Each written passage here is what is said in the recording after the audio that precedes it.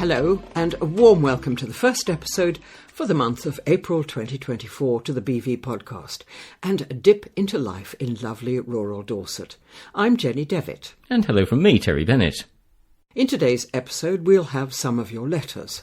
Chris Loder MP for West Dorset talks of NHS dentistry reforms, more support for local farmers and record social care funding for rural Dorset. The North Dorset Green Party's Ken Huggins talks about crossing lines and undue influence in politics. Gary Jackson of the North Dorset Liberal Democrat Party bemoans the lack of progress on sewage discharges.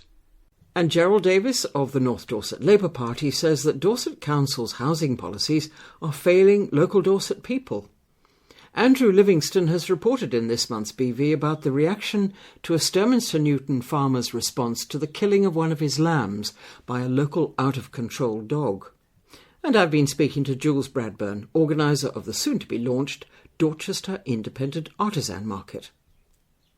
But to start us off, here's Laura Hitchcock, our editor. The image next to the editor's letter this month isn't the usual one of my lovely smiling face. It's actually one of Courtney and myself, both dressed up in our best posh frocks. We attended a Swish Awards in Mayfair last year. We didn't win, but we did achieve one of only a handful of the highly commendeds that were awarded on the night. Imagine our giddy delight this month, then, at learning we had once again been shortlisted for the Newspaper and Magazine Awards as the best regional publication of the year. The suitably Swish Awards dues in Mayfair in May. We'll keep you posted. Fair warning in the magazine this month, the first news story contains some distressing images. But whatever your thoughts on this particular farmer's chosen course of action, the hundreds of responses I read to the sheep worrying incident in Sturminster Newton were unanimous. Dog owners must walk their animals on a lead near livestock, no matter how well trained you believe your adored pooch is. Every dog owner I know has a story to tell about their always well-behaved pet randomly hurtling off at least once and refusing to come back. For once, the solution to a horrific issue is actually very simple. Literally every single dog owner owns a lead. And it's not as though we struggle for open space, footpaths or good dog walking options here in Dorset, is it? I'm refusing to discuss the weather this month. I can't face it. But never-ending biblical rainfall aside, it's finally time to start getting out and doing fun things. Many open gardens have sadly been cancelled, and I know the team at the GNS show were left deeply frustrated and upset at having to postpone their annual spring countryside show until June. Listen, it's still officially spring until 20th of June, so it's fine. Fingers crossed they're the only casualty of the weather gods and the sun has now come out. From the brand new Dorset Spring Show to the Chaldicott Barn Spring Fair and the amazing Shaftesbury Feastival, it's looking like an exciting month. It's finally time to get outside and doing again, even if we will all be in our wellies. Now, your letters to the editor. First of all, from Robert Cowley in Sturminster Newton on the Exchange.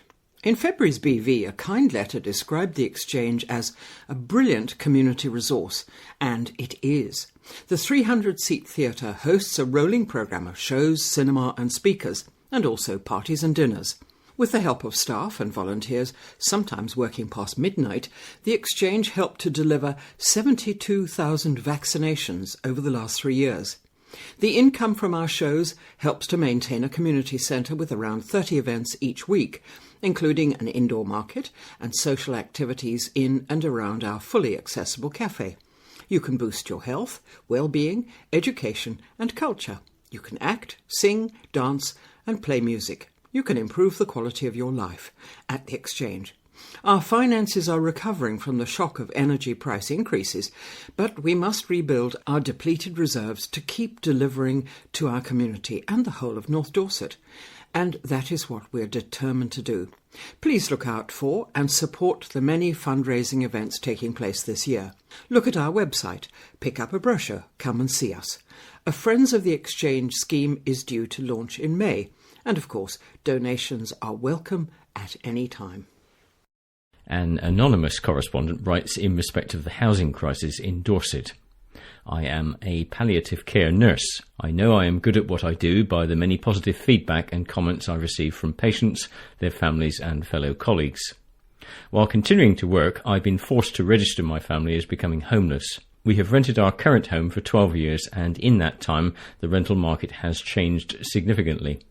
Rent has increased and the amount of rented properties available has decreased. For every one rental, there's 5 to 10 people applying. Owners may take their pick. Due to our current situation, we will move up the housing register ever so slightly. Although our family is in need, there are others more in need than us.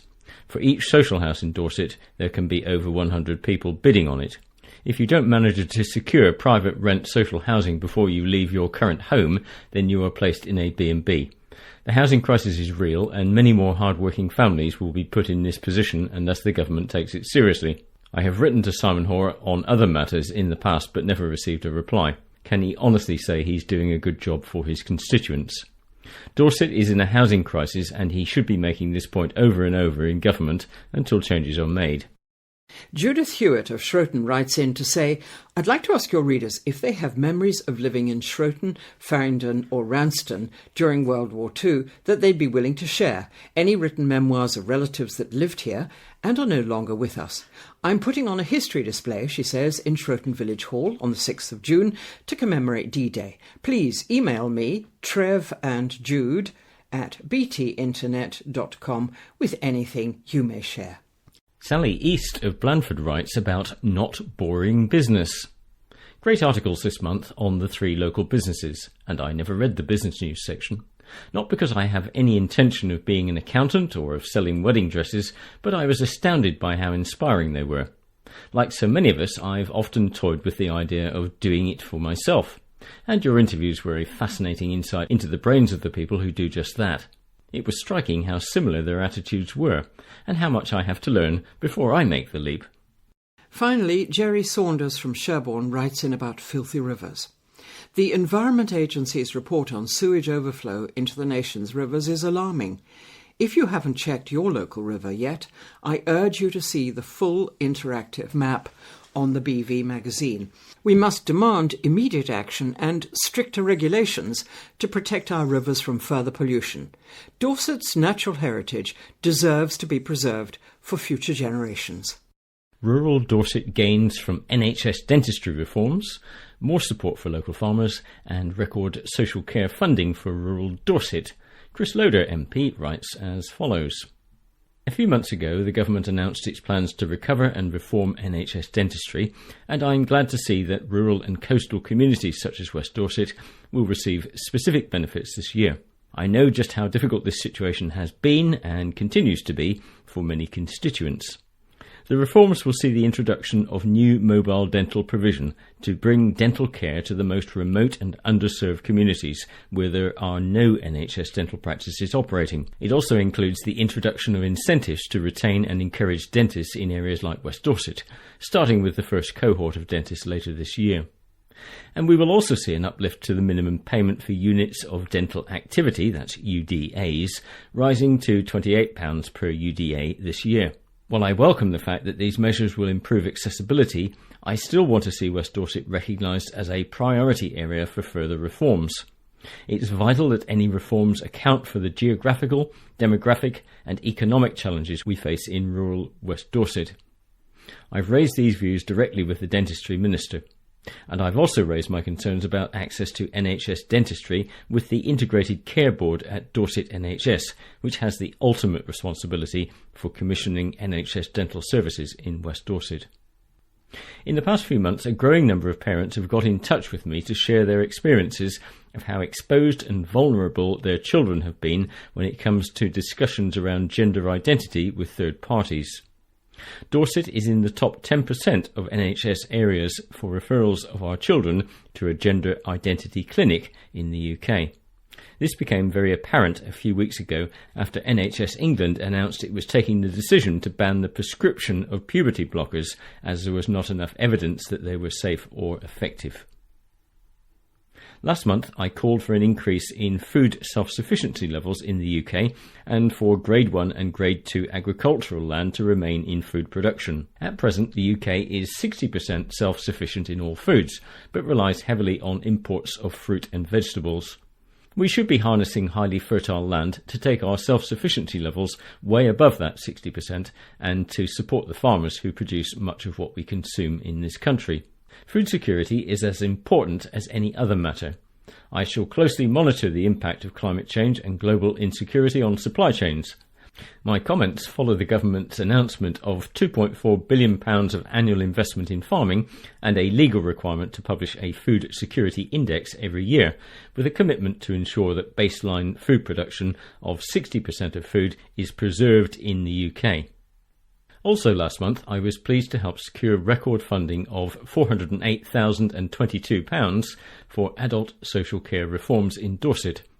The funding announced last week by the Department for Health and Social Care will go towards helping unpaid carers, supporting adults with learning disabilities or mental health problems, and boosting engagement with the elderly in society. I've previously raised with the Minister the unique situation we face in West Dorset regarding adult social care and the cost it places on local government and the Dorset taxpayer. Funding on this level will help to identify areas for localised innovation and will facilitate learning for onward development and investment. I'm incredibly grateful to all those working in adult social care, and I'll continue to push for greater recognition with government. As always, if I can help you, contact me by email, hello@chrisloder.co.uk, and you can keep up to date with my latest news by visiting chrisloder.co.uk, or write to me at the House of Commons, London, SW1A 0AA. And now Ken Huggins of the North Dorset Green Party.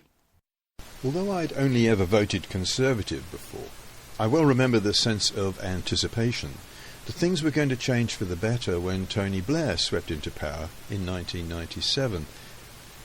Sadly, it didn't last.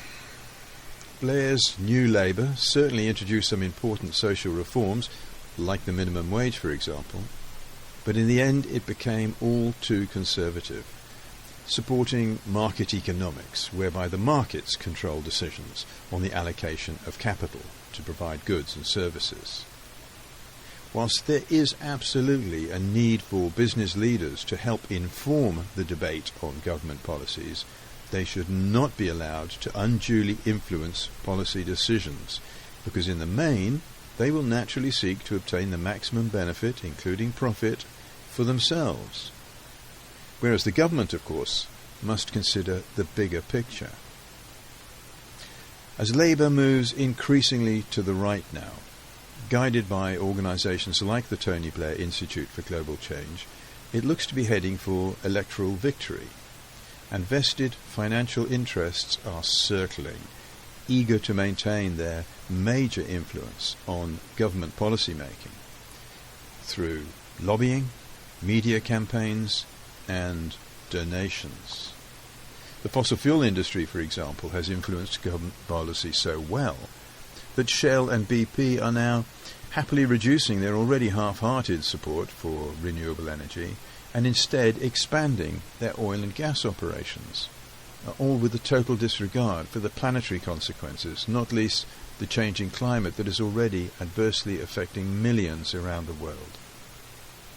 At the same time, our government is aiding and abetting the fossil fuel industry through a combination of subsidies that are funded by us taxpayers, a wholly inadequate windfall tax system that perversely encourages further expansion of oil and gas production, and by stoking a deliberately divisive culture war, including their claimed fight back against a totally bogus war on motorists that simply does not exist.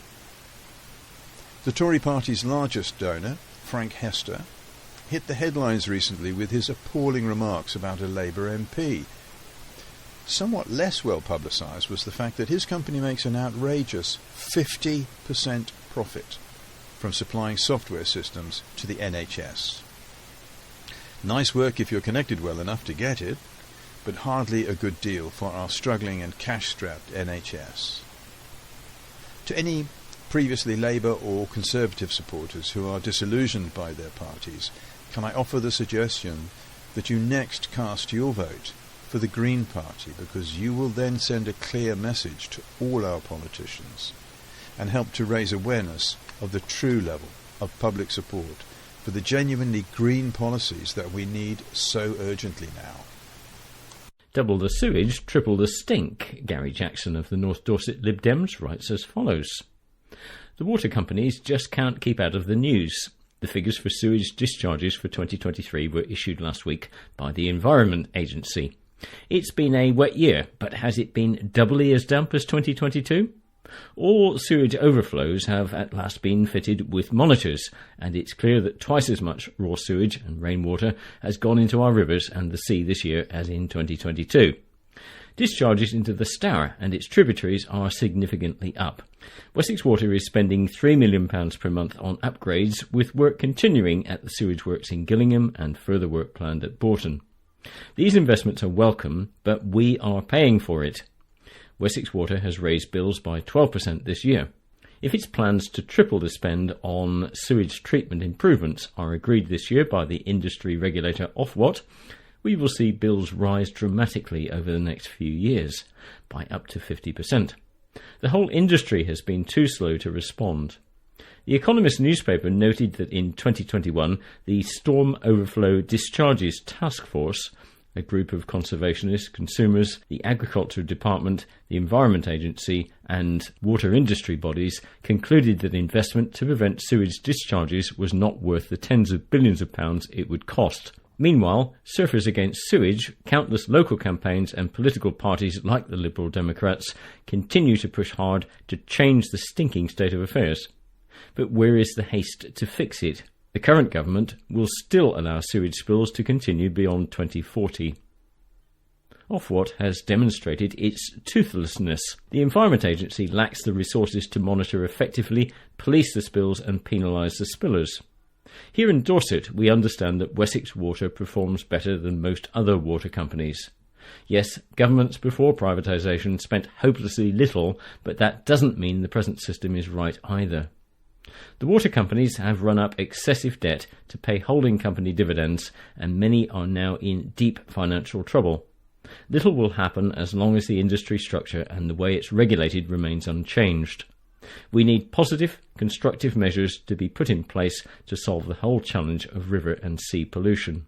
This must involve the water companies, agriculture, transport, house building and construction interests all working together. The next 5-year Asset Management Plan period, that's AMP8, for water companies will start in April 2025.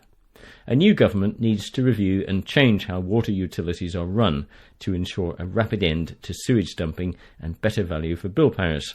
Liberal Democrats will be down and dirty campaigning to staunch the sewage flows and their costs. Dorset Council's housing policies failing local people, writes Gerald Davies of the North Dorset Labour Party. It's a known fact that 40% of Dorset's population are on low wages. In the Dorset Council and BCP Council, next door areas, more than 5,000 homes are second homes, holiday lets, or just left empty. There's a housing emergency in Dorset, caused by a failure of the council's and government's housing policies over the last 14 years. Dorset has around 4,500 households on the housing register and more than 300 families in costly temporary accommodation. House prices are 10 to 12 times a typical salary for the area, meaning many Dorset residents can't afford to buy their own home. Families and young people feel they have to move away from the communities they grew up in to find somewhere they can afford to live. So-called affordable housing is nothing of the sort. Rents are tied to house prices, and demand for rental homes greatly outstrips supply. The government definition of affordable housing is 80% of the market rent. Housing inequality is changing the demographic of Dorset and damaging the viability of local services. At current rates, we can expect well over half the population to be over 65 within the next 10 to 20 years.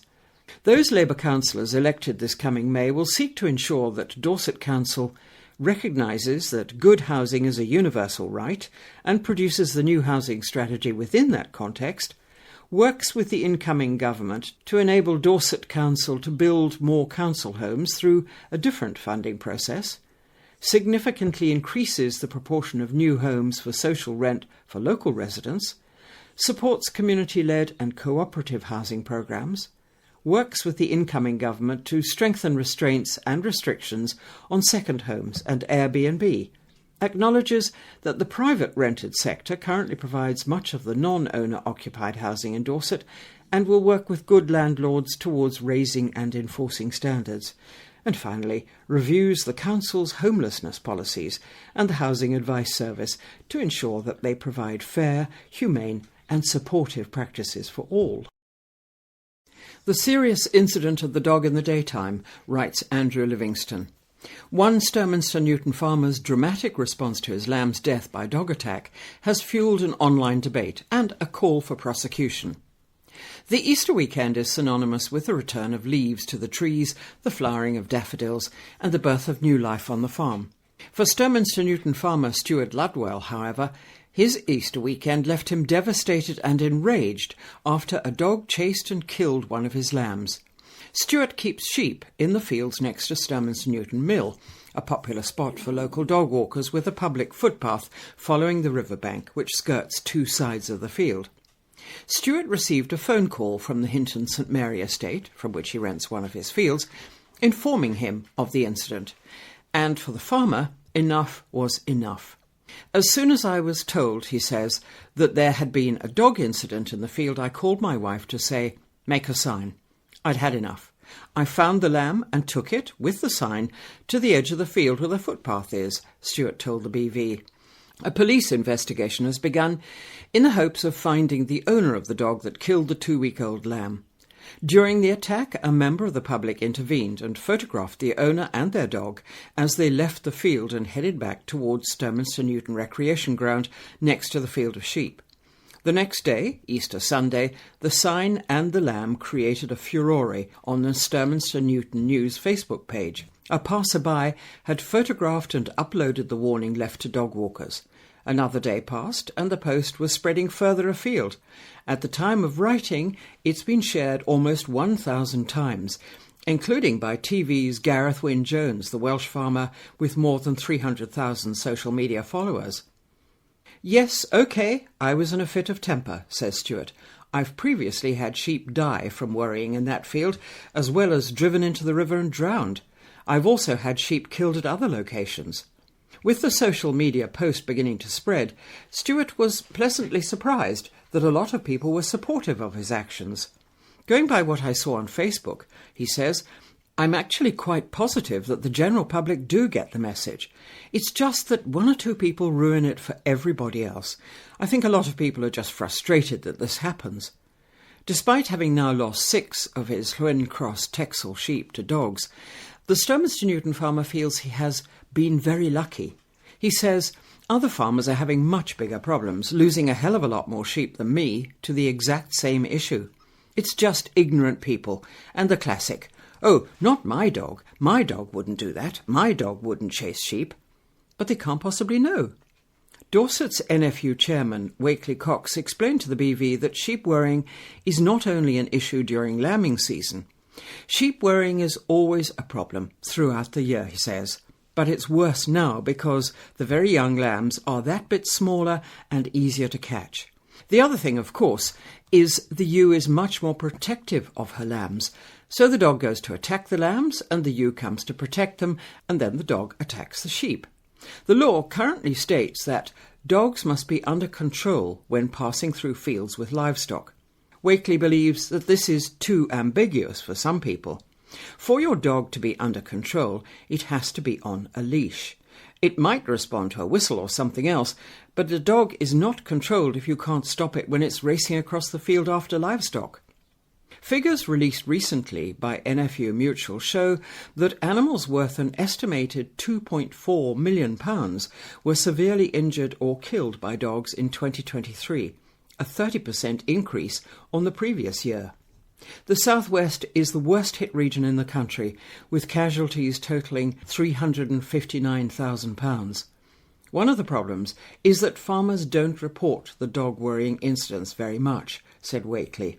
I think only 14 cases in Dorset were reported to the police last year. It's a tiny figure compared with the number of attacks that farmers know are actually happening. But so often you don't see the dog. The farmer has gone and checked his sheep in the morning, at lunchtime or in the evening, but the attack more than likely happens between visits, and the farmer isn't actually there to see it going on. In spite of strong support on social media for Stuart's actions, there were a few who strongly disagreed with leaving a dead lamb by a footpath as a warning for dog walkers. One post said, It wouldn't have happened if the fencing was doing its job. It's a horrible thing to do. The original Facebook group post was made by Sturminster resident Louise Murgua. It's not nice for children and adults to see when they walk into the millfield, she said. Murgua told the BV that she'd received considerable backlash and a lot of unpleasant comments from her post. She went on to add, "I'm a proud vegan and I'm anti-farmers because they exploit animals. Farmers abuse the lambs from day one. They put tight elastic bands around the boys' scrotum and the girls' tails. This must be pure pain for the first 2 weeks of their life before they drop off. So when you see lambs, just remember that they're in pain." Why people think that farmers care so much is just ignorant. I just wish people weren't so obsessed with eating meat, full stop. Plant-based is so much better for the animals, for the environment, and also for the ozone layer. But I feel I'm in the minority and people are just blood hungry. Stuart Ludwell says that other animal rights activists have commented, "You're going to kill the lamb anyway, so what's the problem?" To them, he says, an abattoir is a controlled environment and it's an instant death. That lamb would have run for its life until it gave up, and the death still wouldn't have been instant. It has just been mauled. You've seen the pictures. The dog's teeth have gone through the eye, through the jaw, and the top of the skull. That is just ripping that lamb up. It's not the way to go. During the attack, a member of the public intervened and photographed the owners and their dog as they left the field and headed back to the adjoining recreation ground. By sheer luck, the groundsman for Sturminster Rec has the whole incident on CCTV footage, with the dog actually attacking the sheep, as well as the group of people leaving the field and going across the rec. A police investigation has begun. Stuart hasn't seen the footage himself, but he's hopeful that the police will be able to identify the people involved. The question is, what does a farmer who's lost his sheep deem as fair retribution? The knee-jerk reaction is, yes, I want the dog destroyed. But ultimately, I know it's not the dog's fault. I don't want it dead, he says. I think there has to be some form of prosecution for these people. The member of the public who intervened received a lot of abuse from the dog owners, and I think that there should be some punishment. If the owners are found via the CCTV footage, there should be some action against them. They displayed complete disregard for where they were walking their dog, for the animals, and for everything that happened. The countryside is beautiful. It's good to walk around and enjoy it, but you have to respect it as well. It's a place of work, and it's people's livelihoods. It's not the dog's fault. It just sees the livestock, and its instinct is to chase. That chase then turns into hunting. That lamb was on the receiving end of it, like many other animals across the country. Of course it's not the dog's fault, but the problem is now that dog has a taste for the kill. Dorchester will soon be getting a new regular monthly artisan market. Anyone who's been to the independent artisan markets of either Sherborne or Shaftesbury will know what to expect: local, quality and variety. Market organiser and mastermind Jules Bradburn lives close to the Abbey in Sherborne, and I went to talk to her about the soon-to-be-launched Dorchester Artisan Market. I said I thought it sounded very exciting. It is very exciting. We're starting in April, so we're very excited for our very first market. We are nearly fully booked, and the market starts in the Borough Gardens, where we've got music and entertainment and food, and then it runs down West Walk onto Bowling Alley Walk, and then it crosses the roads, goes up the bottom end to South Street, and then South Walks, and then crosses over the road and goes on the outside of Brewery Square, through Dray Horse Yard and into Brewery Square itself. This is a big market then. It's a big market. We've got over 200 stall holders, so it's huge. Wonderful. So, but not the traditional market site, which is by the car park? No, that's actually in use on a Sunday. It's used by the car boot people. So the car boot sale will be going on at the same time. So there'll be a car boot sale in the middle, then all around it, the beautiful artisan market. So Dorchester on a Sunday will become the place to go to Absolutely, the market? Absolutely, yeah. It's going to be really exciting. So if you fancy a car boot sale, there's a car boot sale. If you fancy a beautiful market with beautiful food and entertainment as well, with prices for all sorts of ranges of pockets, then, you know, it's the perfect place to be on a Sunday. And where did you say the music's going to be? The music's going to be in Borough Gardens on the bandstand there, and we've got music from 10 o'clock right the way through till 3. And what sort of music? all sorts of things. We've got everything from jazz to everybody's favourite Tony Lowe, local singer. We've got ska music on, we've got solo artists, we've got everything. Wonderful. And important question, of course, starting in April, when? That's a good question. The market is going to be the fourth Sunday of each month, and the first one is the 28th of April. So the month that your months will go, your market months will go thus. So it'll be Shaftesbury first, then Sherborne. Yes. And then Dorchester. Yes. So that leaves you with one weekend to fill, doesn't it? That's a weekend off, I think. Are you quite sure? Well, I don't know. People keep asking us to do events for them. So at the moment, the first Sunday of the month is the day off. So yeah, we'll see how it goes. Now, we might be forgiven for thinking that this is all you do in your life. I know you've got your family, which keeps you busy, but you are a judge too, I am indeed, you? yes. So what and where? I sit locally. Well, I don't sit locally, actually. I sit all over the southwest, and Wales is my area. And I sit in the first tier tribunal, so I hear cases related to benefit payments. And when you say you sit, does this mean literally you go and park yourself somewhere else, or do you do it all online? No, I actually physically go to tribunal centres all over the southwest and Wales and Cornwall. I go all over the place. And this is how many days in the week? Does this keep Well, you fortunately, I'm fee paid, so I only have to do 30 days a year. So I might have to reduce the amount of days I'm doing at the moment. But yeah, it's a really interesting job and total opposite from organising a market. Total opposite, but actually, which do you prefer? I don't know, it's hard to say. I love my market traders. They're a great bunch of people. They're always really interesting. And somebody messaged me today and said, your markets are wonderful. It's like having Etsy in your back garden. I thought, actually, that's really, really nice. But equally, the other side of my job is really rewarding when you see people getting the benefits payments that they're entitled to.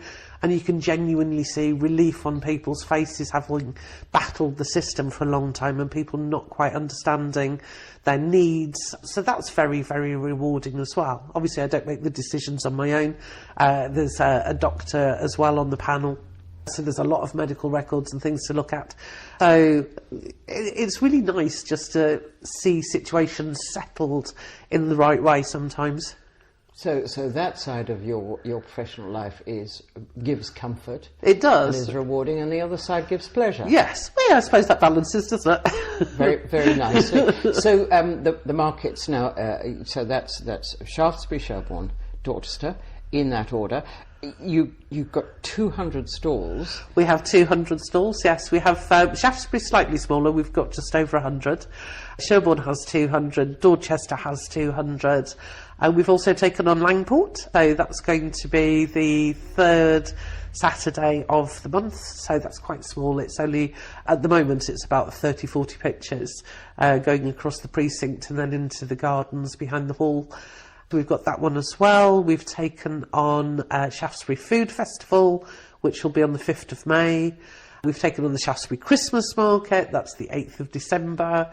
And we are also doing a really exciting Christmas market in Brewery Square from the 23rd of November to the 22nd of September. So last week, unbelievably, I was having a conversation about ordering chalets and how many Christmas trees did we need, and it was only 3 weeks after Christmas and my brain couldn't cope. So next you'll be telling me that you'll be taking over running the Bridport Food Festival. Well, if they want to make me an offer, then I'm very happy to help. That would be a nice one to do, wouldn't it? It would, yeah. We're always looking for new events. So, yes. So when you say you've taken over Langport, you mean you've taken over the running of it? Because that's an existing market. It's an existing market. So the first Saturday is the food market. The second Saturday is the vintage market. And we have taken the third Saturday to run an artisan market in the centre of Langport. So. I know that I haven't been to the Shaftesbury Market, but obviously I have been several times to the Shelbourne one, and you've got a really good variety of stalls there. Will you have that same variety in Dorchester? Yeah, absolutely. Everything is curated to within an inch of its life. So sometimes you go to a market and there's loads and loads of, I don't know, jewellery sellers, but we don't do that. We limit the amount of pictures. So we wouldn't have more than one of any trader in any one part of the market. So people want variety, they want to see choice, they want to see new and interesting things. So we make sure that we have lots of choice, lots of different traders and different things all mixed up in different places. So you don't want, say, all the cheese vendors in a clump? No. Absolutely not. So but you might have 4 or 5, but spread throughout the market. Yeah, absolutely, spread out. And all cheese vendors have got different cheeses. They make different types of cheese. And I think people like to explore, don't they? They go, oh, what's that? Oh, cheese. And then next to the cheese, we have a nice olive person. And next to the olive person, there's a nice bread person. So, people can sort of shop as they go along. And quite often people come back. And the amount of emails I get after a market saying, oh, I meant to buy so-and-so. Can you help me? The stall holder was here and this is what I wanted to buy. Can you give me their website? It's brilliant, and people do go on to order online or use Etsy stalls or other stalls online. It's really good. But the Dorchester one is going to be really quite spread out. It really is, yes. It's almost an Explore Dorchester opportunity. But that's not going to be a problem for people, is it? Because they've got to cross that busy road to get to Brewery Square. They've got to cross the road to Brewery Square, but it all links in optically. So when you're in Borough Gardens, you can see the next part of the market on West Walks. When you're in West Walks, you can see it leads down Bowling Alley Lane. When you're in Bowling Alley Lane, you can see it goes over the road into South Walk and over to South Street. And when you're in those places, you can see over the road into Brewery Square, because the first market pictures are outside the health centre. So they lead up in a line from the health centre and then round the corner into Eldridge Street, I think it is, and then on to Drayhorse Yard. And then if obviously you're at the car boot sale, from the car boot sale you can see the market stalls on Drayhorse Yard and down the front end of Brewery Square. So we're hoping that'll entice people over. And would I be right in thinking that you have got some of your stall holders have been loyal to you since the beginning here in Shelbourne and coming with you to Dorchester? Yeah, absolutely. The amount of people that jumped at the opportunity to go to Dorchester, it's been fantastic. And obviously we've advertised locally for new stall holders, and we've got so many people wanting to join in at Dorchester. There's a real appetite for a good market in Dorchester on a Sunday. So, and I think tourism opportunities as well. There's lots happening in Dorchester, so I think it'll be a really busy market. I think there's a really big appetite, an increasing appetite in this country for markets full stop, isn't there? Good markets. Yeah, absolutely. I think there is, and I think that stems from COVID, where we were all locked down but could go sort of locally to do shopping, and people were pretty loyal to local traders. And markets were the one thing that was allowed to stay open because they were outside and there was social distancing. And I remember vividly the market here on a Thursday. It was a big deal. There was only like 3 stalls. There was bread and the veg person, and then there was Mo at the Cross Keys was selling coffee through the hatch. And that was our social day. It was, and who would have thought a couple of stalls and a coffee was going to make your Thursday? But it did, and I think people have sort of kept that mentality, but also the loyalty to local traders since. And there is a really big appetite for local support, local businesses, and keeping things local rather than multinationals ordering everything online. People like a chat with the person that's made the thing or the item or made the bread or the cakes. They love all of that. I'm wondering, Jules, if that isn't, if that couldn't be a partial answer to the dying of the high street. Well, in the Sherborne effect, we have, I think, at the moment 1 or 2 empty shops here, and there was a period before COVID when the high street was decreasing because some of the larger shop holders pulled out, sort of national companies, and the shops were a bit too big for local people to take on. But actually, Sherborne High Street is absolutely buoyant, and the market is part of that effect. We've had 4 traders now take on shops in the town. That's over a 5-year period, but that's still 4 shops that are now full that wouldn't necessarily have been full, but for the market. And we're starting to see the same effect in Shaftesbury. The Shaftesbury, we started in the market, just after we started, the fabulous Nick Else with his vegetable and fruit stall. He took a shop on there for a short period, but he joined in the market days. He's been really successful. He's now staying on. So it does replicate itself. I think a buoyant market, people coming into town, increases the footfall, and people realise just what they've got on their local high streets and shop more locally. And finally, Jules, if you were to pin down a favourite, do you have a favourite stall? Cheese. Without naming names? Cheese, every time. The cheese stalls are my favourite, without fail. There is a particular cheese trader who knows what I like, and if I don't manage to get round to see her, because obviously I try and go and see all the stall holders, she saves me a goodie bag of cheese for the end of the day, so all I have to do is rock up with my card and pay for it. And I get this wonderful goodie bag full of bits of cheese. It's amazing. Organisers' perks. Yeah, absolutely. No, I pay for it. But yeah, no, we've got so many great traders, but cheese is definitely my favourite of all. Jules Bradburn talking about the soon-to-be-launched Dorchester Artisan Market. And that brings us to the end of this first episode for April 2024 of the BV Podcast. Terry and I will be back again in a week or two with the second episode, so we hope you'll join us again then. In the meantime, it's goodbye from me, Jenny Devitt. And until next time, it's goodbye from me, Terry Bennett.